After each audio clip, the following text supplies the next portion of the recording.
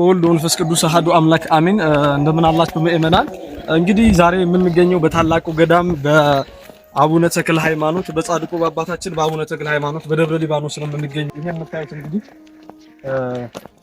ዛቲ እዚህ ታለ ሰማይ ይላል የሰማይ ልጅ ናት እያለ ነው አባታችን አቡነ ተክለ ሃይማኖት 29 ዓመት በዚህ በደብረ አስቦ የምትባል ዋሻ ውስጥ የጸለየባት እንዲሁም ደግሞ የተጋደለባት በአንድ እግሩ ቆሞ 7 ዓመት የተጋደለባት ለ29 ዓመት ደግሞ የእናታችን የቅድስት ድንግል ማርያምን ጽላቷን ይዞ ብዙ ነገር የተጋደለባት ለኢትዮጵያ የጸለዩባት ለሕዝቦቿም የጸለዩባት ትልቅ ቦታ ትልቅ ስፍራ ናት። ወደ ላይ ወጣችሁ ዋሻውን መጎብኘት ትችላላችሁ።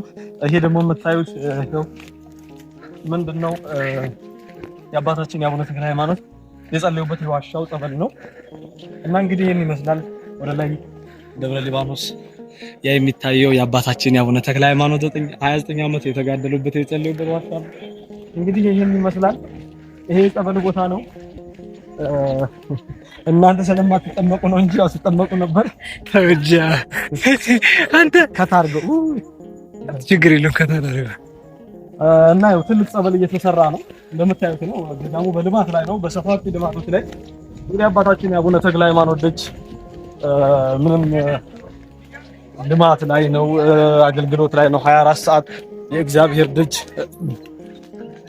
እንትን የሚልበት 24 ሰዓት ቃል እግዚአብሔር የማይቋረጥበት ብዙ ጊዜ ለምእመናን ወርቿ እንዲሁም ያው አባታችን ቅዱስ አባታችን እንደሚታወቁት እንግዲህ ኢትዮጵያዊ ሐዋርያ ናቸው።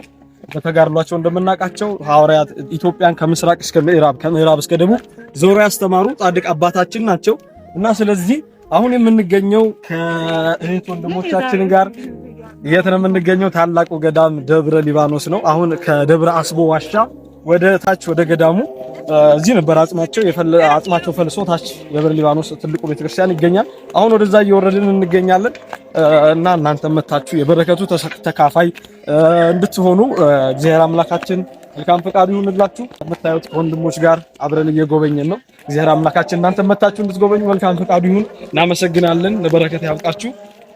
ሰላም ሆኖልን